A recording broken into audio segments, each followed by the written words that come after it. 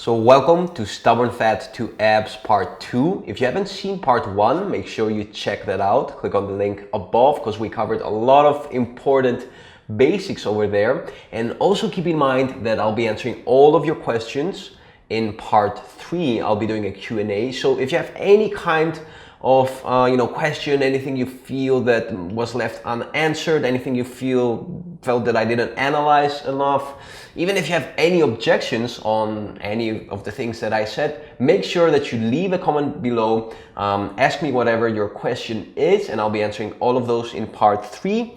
And right now, let's get started with Part 2.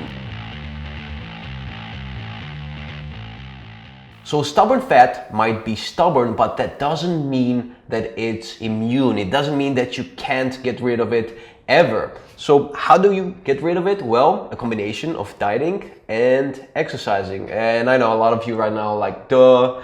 But if you watched Part 1, you know that it's all about the right type of exercise combined with the right type of dieting. So I'm starting with diet in Part 2.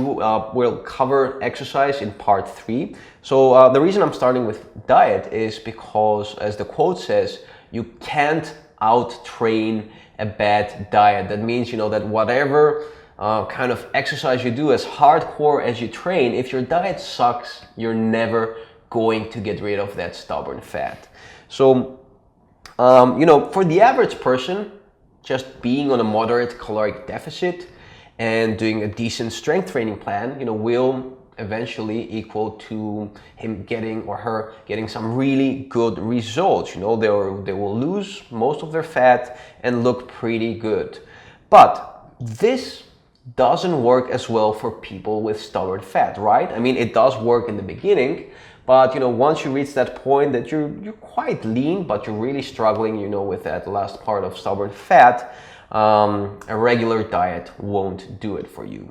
So what are the reasons for that? Well, basically your physiology just loves hanging onto that stubborn fat, in comparison with regular fat that will go away pretty faster. Your body just loves stubborn fat.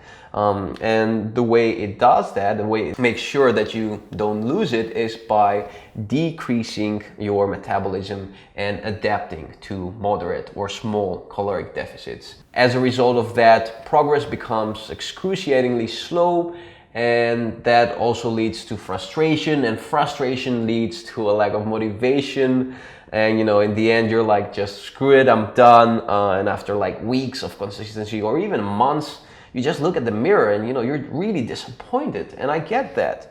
So if you've been trying traditional approaches to getting rid of your stubborn fat and nothing has worked till now, well, guess what? It's time for a radical change. It's time to start trying some really different things. Einstein said that insanity is doing the same thing over and over and expecting different results. One thing I want to clarify is that for people with stubborn fat especially, is that weight loss doesn't mean fat loss. So what do I mean by that? It might sound like semantics and words, but this is really important.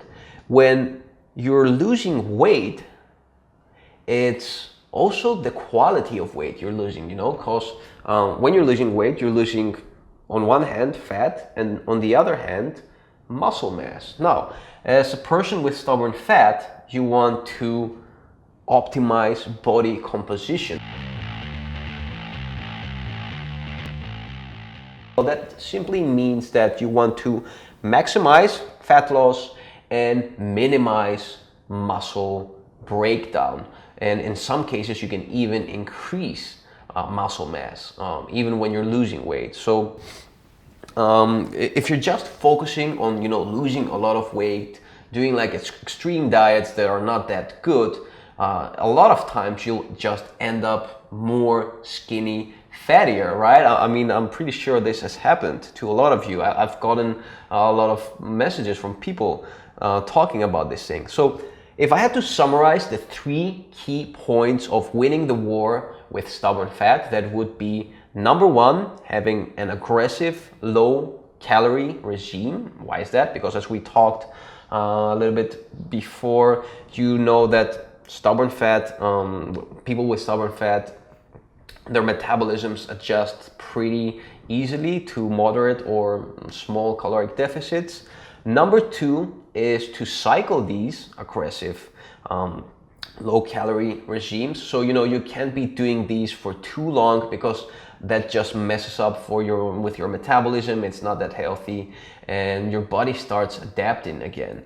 Key number three is following a high protein diet. Now, if we know one thing from diets, from studies done on people losing weight, is that when you want to optimize your body composition, high protein is key. So there have been studies, for example, with people. They took two groups of people. One did a high protein diet, the other one did a high carbohydrate diet. Both of these people were on a caloric deficit, so they were eating less than their body needs. So they were losing both weight, but when they examined the high protein group, they saw that that group lost a lot less muscle mass. So again, I'm going to be saying this a lot of times. Remember, high protein is key. So the way I tackle, I help people that I train personally to get rid of stubborn fat is that I put them on a high caloric deficit regime. So usually we decrease calories around 40% of what their bodies need. And we keep protein high, moderate fat, and none to just a tiny bit of carbs, like 2 to 3%. The reason I say that is I don't generally recommend to people to eat carbs on this diet, but just because a lot of food products nowadays tend to sneak in like things like sugar. I mean, sugar and salt is everywhere nowadays. You can't really buy something at the supermarket without it having sugar or salt. So sometimes some carbs might sneak into your diet, even if you think that you're eating a high protein diet with no carbs in it. And you don't have to worry about that, as long as you're avoiding like actual foods that are carbs and focusing on eating high protein and moderate fat products, you'll be good. Now, I combine this with intermittent fasting. What that is intermittent fasting is a fancy way to say that you just skip breakfast. Because what you do is you fast for 16 hours and you eat at an 8-hour window. So let's say you had your last dinner, your last meal last night at 8 o'clock. Your next meal will be the next day after 16 hours around noon, around 12 o'clock. So it's not as hardcore as people think, because you hear like fasting and you're imagining that you'll be like, I don't know, walking on a desert or whatever. It's nothing like that. You just skip breakfast, 8 of those hours you're sleeping, so you're not really depriving yourself from food. It's just about learning to skip breakfast. I know a lot of people think that breakfast is the most essential meal of the day, which is a complete myth. I'll include an article on intermittent fasting in the description below. For those of you who are not aware of it, you can also watch my previous videos. So we start our day with a liquid meal.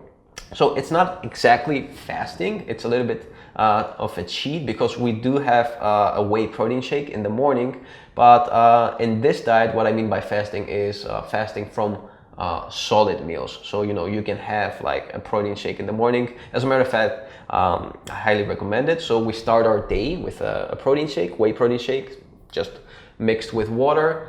We have our first solid meal, breaking our fast at noon. This meal consists of 2 portions of protein. If that's meat, I tell people you can count that as a palm of your hand. So like a palm of chicken, or a steak or whatever. If you're eating meat, that can also be 3 eggs is 1 portion. So you have 2 of those, like 6 eggs, for example.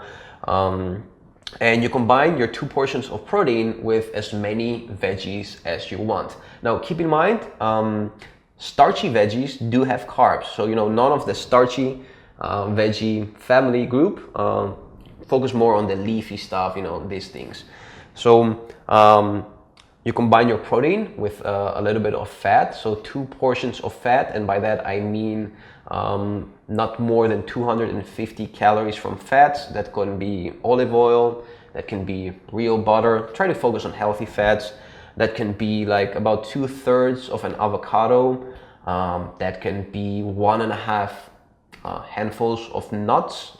You're also getting protein from there, so that's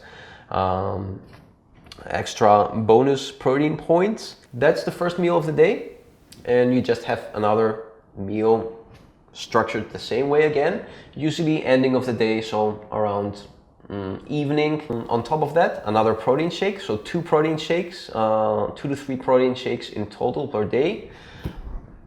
And that's basically it. So just to give you a brief overview of what I recommend to people I train, you start your morning with a protein shake. You have your first meal after about 16 hours of fasting around noon.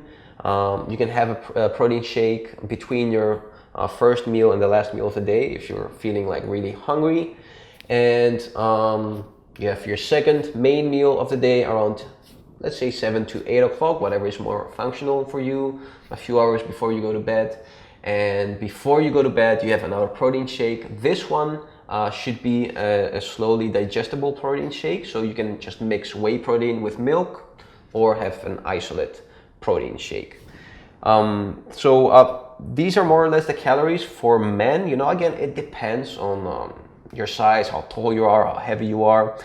For women, I would recommend about 3/4 of that. And you know, that combined with the right type of exercise always leads to really good results. You know, when we do like 1 or even sometimes you'll need like 2 cycles of these diet, people get rid of a big amount of their stubborn fats and start to get some ab action. So you do that for 2 weeks, not more than that, because as we said, you should cycle it.